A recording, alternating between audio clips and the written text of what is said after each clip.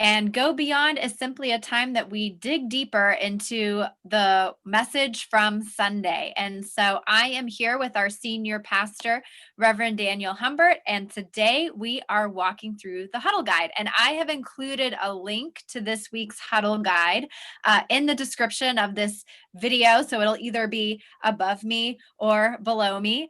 But I hope that you'll follow along and ask some of these discussion questions around the dinner table.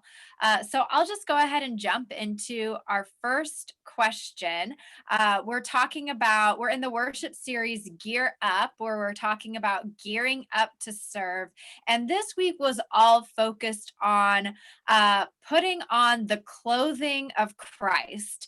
And Paul refers to the clothing of Christ as putting on love, humility, meekness, patience, compassion, and kindness, plus the fruits of the Spirit. And then Pastor Daniel added in forgiveness and peace. So that's a lot of clothing that we're meant to be putting on as Christians. So our very first question from the Huddle discussion is, how are you wearing these clothes these days? Yeah, well, so it's hard, right? I mean, so part of the reason we did this series was to recognize that we're all sort of followers of Jesus. We've all got stuff that we can be doing to serve others, right? This gear up. And so Paul describes this I refer to it as an ensemble, right? It is this collection of clothing that we can wear. And I love his analogy, right? His analogy is phenomenal because it's right on this whole sense in which when I wear something that, when we pick out clothes, we pick out stuff we like, what we want to wear. And sometimes it's about an attitude. Sometimes it's about the way I want to feel. Sometimes it's about just how I want to be for the day, right? I mean, I don't know about you, but often the clothing I put on literally kind of makes me feel a certain way. And so I think he's right on target. And so in these days, I think these clothes that he asks us to wear, it's hard, right? Because of the conflict in society and the tensions that are there, both between COVID and the elections and news media and just just all kinds of stuff. I hope, and I'll just preface it with that, I hope that I've been putting on kindness fairly well, and that I'm hoping that I'm putting on love fairly well in terms of interfacing and interacting with people with whom I may disagree or not have the same kinds of worldviews. And I'm constantly being amazed at the ways in which I'm really different from other people and they from me. And it's been quite challenging. I know for me, I can only assume for others, to put these particular clothes on at this time in the world. So I'm hoping those are the ones I'm doing the best. I hope the other ones are actually there. I just don't know if I'm doing them well or not. Yeah, I think that I was also struggling with this question because um, we're all living within our little bubble right now of, the people that we are choosing to spend time with during COVID and trying to limit the number of people that we're exposing our germs to. And so normally, if you had asked me this question a year ago, I would have had an easy gut check and thought about, okay, what are all of the interactions I've had with different people throughout the week to know if I'm, putting on these clothes. And now I think sometimes it's harder for me because the people that I'm choosing to be around are my two best friends in the world and my family, and that's it. And I'm at work, but even then, I try and stay in my office as much as possible to stay safe.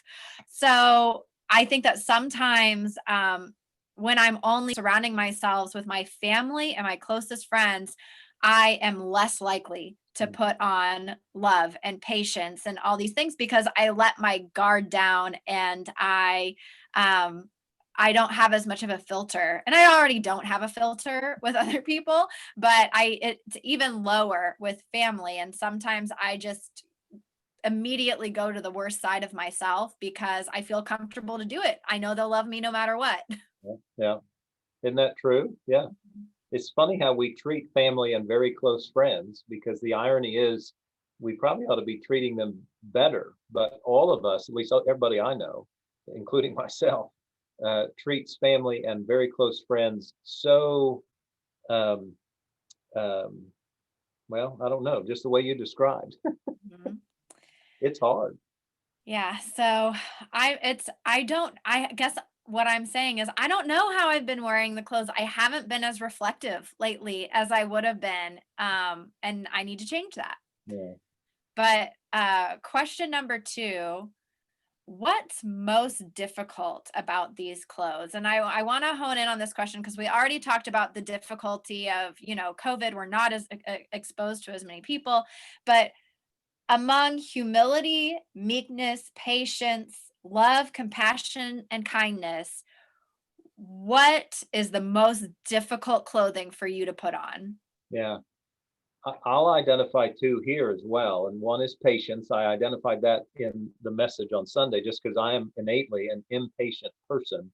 And so sometimes I struggle with um, having patience with people, either because not so much that they may disagree with me, but that either I don't appreciate what they're doing or how they're interacting or the way in which they can't quite get to point B from point A and point C past point B. And so I struggle with patience. The other is meekness, and I think I struggle with it because of sort of the original concept. Meekness. It's interesting. The sort of alternative English word for meekness is gentleness, and yet the original context of that word in the Greek was it was often used as a way to describe how a horse is bridled. And so if a horse is bridled, that was the word was meek. And the concept there was it's controlling its power and it's allowing itself, once the bridle's put in, it's allowing itself to be controlled. And so meekness there is sort of this whole sense in which I have power, I have ability, I have capacity, but I'm allowing myself to be constrained, in this case, by Christ or be constrained by my faith. And that's a challenge, I think, for every last one of us. And I think often we think of people who are meek as weak and not really having capacity. But really, it's about having the power and capacity, but willingly choosing to be constrained by Jesus himself. And I think I want to be there and I want to do that, but I often have my own will, my own desire, all that kind of stuff. So it's hard. Yeah, meekness, me too. I feel like anyone who knows me would hear that list and be like, Alyssa struggles with meekness.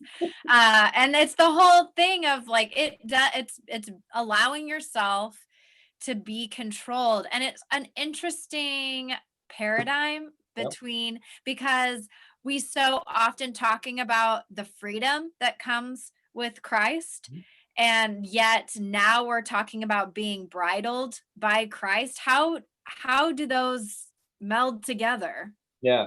Well, it is hard. It doesn't seem to make logical sense, but trying to think of an analogy, and I don't know that this is the best analogy, but it's kind of the best one I can come up with. I mean, here in America, we pride ourselves on our freedom, right? We got the freedom of speech and freedom of religion and freedom of the press, and all of that is good. And yet, there are clearly still laws. There are still clearly boundaries. There are also responsibilities that go with all that. I can't, as the old argument goes, I can't run into a movie theater and yell fire and not expect that it will cause havoc in such a way that I could actually be held responsible for that, even though we have freedom of speech. And so there's this sense in which I am bridled by the laws and the expectations of society, social mores, even though I have all this freedom for our country. And I think with regard to faith, it's the same way. I willingly, and so there's freedom in that, I willingly submit myself to Jesus so that I can have the freedom of heart and mind and soul that he offers. But it doesn't make logical sense, but it makes theological sense, I guess, is the best way to put that. Hmm. Well, our last question from today's huddle discussion is, Why is this clothing important to representing Jesus? Mm. Well, first of all, I have to own that none of us, and certainly I speak for myself, get it right all the time, right? We've already owned sort of what's difficult and what we might be living well into, but none of us gets it right and perfect. And yet, I believe it's important, and clearly Paul thought it was important because it's what most closely aligns us with faith in Jesus, and it becomes our witness to other people. It sort of helps us to say, man, there's something different about those Christian folk. There's something different about how they conduct themselves. And when you think about this ensemble of clothing, it's really quite countercultural, isn't it? It's not part of our culture right now at all. And I maintain probably longer than any of us would imagine to be compassionate, to be meek. Meekness is clearly not an American value. Um, to be humble, I would hope kindness would not so much be counterculture, but we've clearly witnessed that it is sometimes. And so it's something that Christ is calling us to, that we need to sort of witness to the fact that, man, if I'm a follower of Jesus, I need to somehow be different, somehow distinctive, and not better than. Just I've got some obligations here, and my obligations are to be compassionate and kind and patient and humble and meek and all of that stuff. And that's why I think it's important. And I believe, unfortunately, over this last year, really more than a year, but certainly COVID has demonstrated, and the political cycle has demonstrated that, man, we got people claiming Jesus and not being very kind, or not being very compassionate, and not being very humble, and not being very meek. And that does great damage to the faith, and it does great damage to the cause of Christ. And so to me, that's why it's important. Mm. Yeah, and uh, man, it makes me think of when I was in college, I was president of the Wesley Foundation, and there was a girl who came to everything. She came to every Wednesday night worship service, every meal that we had, but she openly proclaimed that she's atheist. Mm. But she came to absolutely everything. And so she and I, we never talked about Jesus. We became friends over time. And one day, when we finally got to the point that we were comfortable having conversations, I asked her, I was like, hey, Emily, like, I know that you're atheist. I'm not going to try and change that about you. I'm just curious, why do you keep coming to the Wesley? Because I just want to know, like, that's unusual. I've never experienced that before. And her answer was, I don't know. I know that this is a safe place for me, and I love the people here. And I was like, man, she can claim to be an atheist for the rest of her life, but she's met Jesus here. And even if she never has a conversation about Jesus, and it's because she saw the way that people acted, and the way that people treated each other, and the way that we served the community, and all of these things. And whether she chooses to follow Christ or not, she has seen what that community represents and who Christ is. Um, and and so I think that that is a responsibility that all of us have constantly, and you never know who's watching, and you never know who's observing and what they're learning, and they're meeting Jesus without ever having a conversation about the Bible or about God or about faith or anything. They're just watching you and getting an understanding of, who is this Christ that you say you follow? Well, and that's it, right? And I think we all know, whether cliche-ish or not, that actions speak louder than words, and these clothes are actions, right? And so, as you rightfully point out, Emily was encountering Jesus on a lot of different levels with relationships with other people, and our obligation as a follower of Jesus is not for the conversion of somebody else, but it is that we demonstrate His will and His ways, and these clothes are some of those ways, right? To be compassionate, to be kind, humble, so forth. That is the way of Jesus. And so that's why it's important. And as you say, golly, we never know who's watching, whether child, youth, or adult in our lives. And therefore, our actions, as best we can, need to match our words. And when they don't, it is a poor witness. for the cause of Christ. Absolutely. Mhm. Well, that is all that we have time for today. So thank you again for joining us for another episode of Go Beyond. And you can catch all previous episodes at tmumc.org/go beyond. And we will see y'all again on Wednesday at 12:30 for more questions to help us dig deeper into Sunday's message. So I will see you then.